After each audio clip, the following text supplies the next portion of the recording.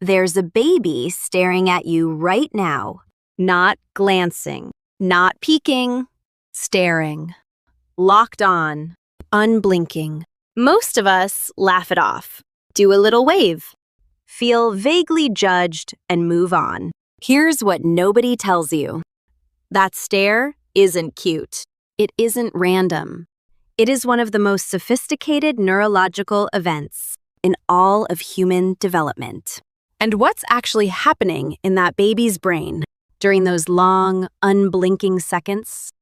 It changes everything about how you understand your job as a parent. You've probably had the thought, maybe more than once. Am I doing enough? Am I on my phone too much? Am I talking to them enough, making enough eye contact, being present enough? And then you scroll past another post about language-rich environments and serve and return interactions. And you think, what does that even mean? I'm just trying to get through Tuesday. Here's what the research actually says. And I promise it's going to feel a lot more manageable than those posts make it sound. In 2017, researchers at the University of Cambridge published a landmark study in PNAS.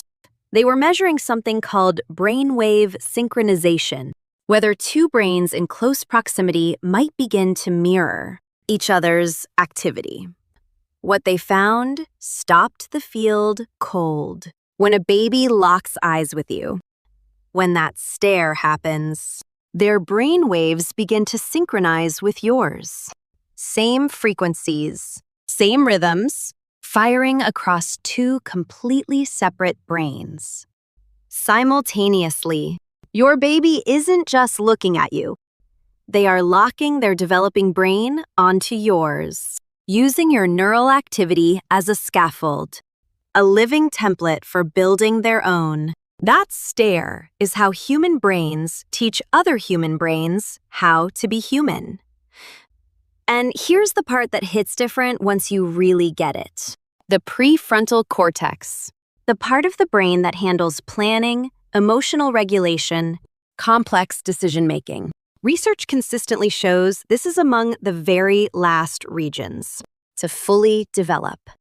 And babies who receive more contingent, face-to-face interaction in those first 6 months, meaning you noticed their cue and you responded to it, show measurably greater development in exactly that region. You holding their gaze right now? That's not bonding. That's construction work. You've seen this, by the way. You just didn't have the name for it. Your toddler falls, and before they decide whether to cry, they look at your face. If you look alarmed, they cry. If you look calm and encouraging, they get back up. Same fall, same scraped knee. Completely different emotional outcome. All of it determined by reading your face in about half a second. Developmental psychologists call this social referencing. Your face is their emotional GPS. And here's an experiment that will make you never want to look at your phone while you're with your baby again.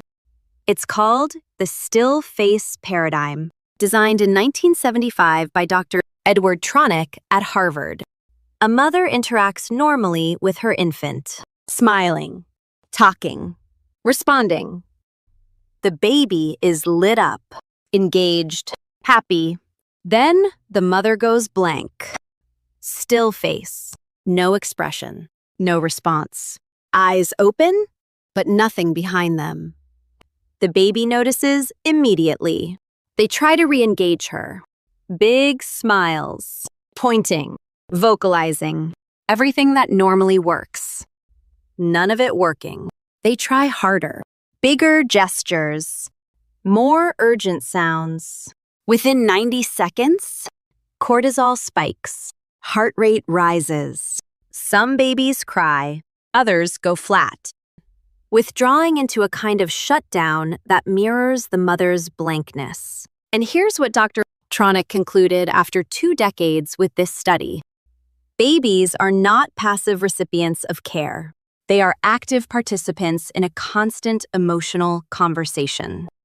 And that conversation It happens almost entirely through the face. Scientific American's coverage of this. Research points to something even more sobering. The stress response in this experiment doesn't just predict distress in the moment. It's associated with attachment patterns at age 1 and behavioral outcomes at age 3. Your baby is talking to you with their eyes. They need you to talk back. Now, before I tell you what to actually do with all of this, I need to say something first. You don't need to be staring at your baby every waking second. That is not what the research says. That is not what any of this means. What the research consistently shows, and this comes from decades of attachment science, including work building on Mary Ainsworth's foundational studies, is that kids don't need perfect parents. They need responsive ones. There's a difference, and that difference matters enormously.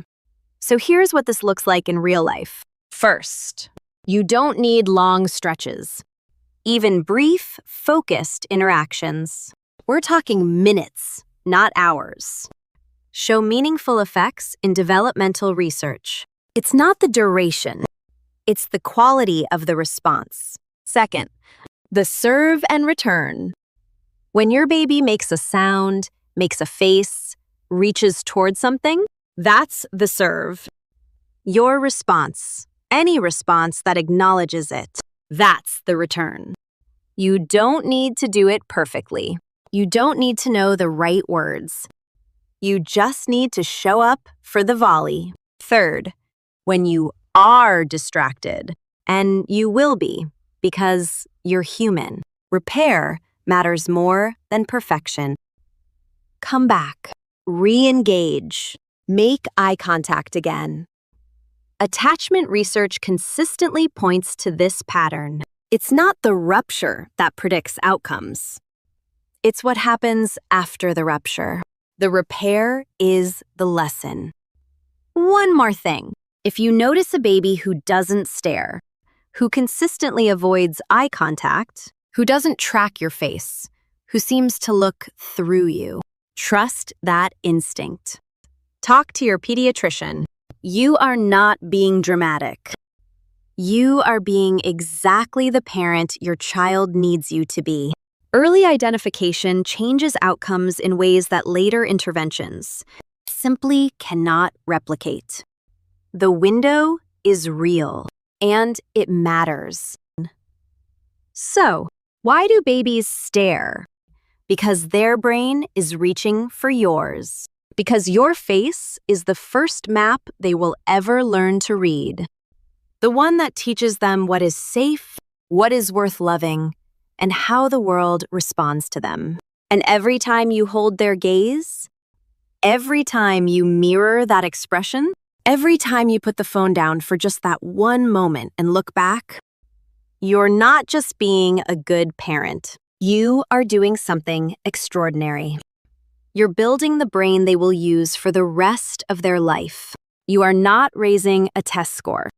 You are raising a human, and the most important thing that human will ever need from you, especially right now, especially in these early months, isn't a flashcard. It isn't a curriculum. It's your face, turned toward them, responding. That's it. That's everything. And you? You're already doing it.